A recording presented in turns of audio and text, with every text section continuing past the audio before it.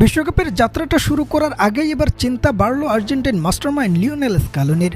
শক্তিশালী নেদারল্যান্ডকে হারিয়ে আলবিসেলেস্তাদের যেন হুঁশিয়ারিটা দিয়েই রাখল আলজেরিয়া।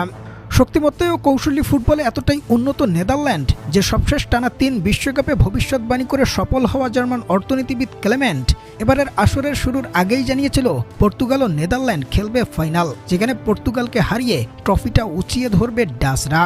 বর্তমানে ফিফার র্যাঙ্কিংয়ে শীর্ষস্থান ধরে রাখা স্পেন, ফ্রান্স কিংবা আর্জেন্টিনার মতো দলগুলোকে যে তালিকায় রাখেননি জার্মান এই অর্থনীতিবিদ। আর সেই নেদারল্যান্ডেই কিনা হারল আলজেরিয়ার মতো এক দেশের বিপক্ষে।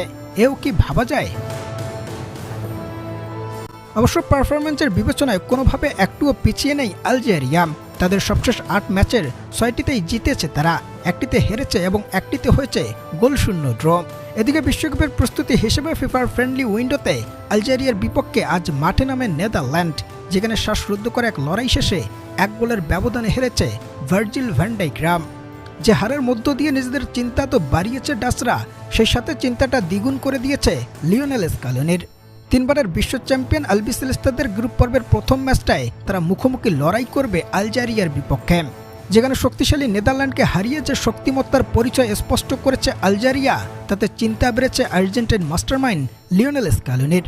বিশ্বকাপের শুরুর ম্যাচটায় আলজেরিয়াকে হারিয়ে যাত্রাটা শুরু করতেই চাইবে মেসি মার্টিনেজরা।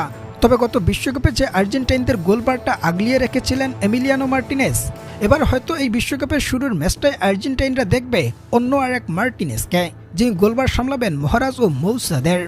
যেখানে নেদারল্যান্ড ও আলজেরিয়ার মধ্যকার ম্যাচে নেদারল্যান্ডের নেওয়া ১৭ শটে দুর্দান্তভাবে সেভ দিয়েছেন ফরাসি কিংবদন্তি জিনেদিন জিদানের পুত্র লুকা জিদান।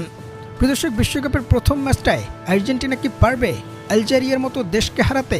জানাবেন কমেন্টে।